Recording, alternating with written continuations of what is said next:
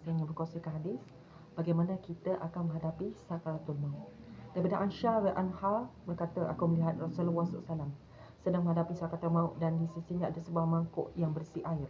Kemudian beliau masukkan tangannya ke dalam mangkuk lalu menyapu mukanya dengan air sambil berdoa, Ya Allah, berikanlah pertolongan kepada aku untuk menghadapi kepedihan mati dan sakaratul maut. Hadis riwayat Tirmizi. Cuba kita bayangkan Rasulullah SAW yang merupakan sebaik-baik makhluk yang diciptakan oleh Allah Ta'ala dan makhluk yang paling dicintai oleh Allah serta penghulu segala rasul terpaksa meminta pertolongan daripada Allah Ta'ala dalam menghadapi sakaratul maut. Maka betapa pula kita yang hanya salah seorang di mana umat ni yang daif dan rasanya sudah terlalu banyak buat dosa dan kesalahan, baik terhadap Allah ataupun terhadap manusia. Kalau ada sedikit luka di badan, sudah terlalu sakit kita menanggungnya.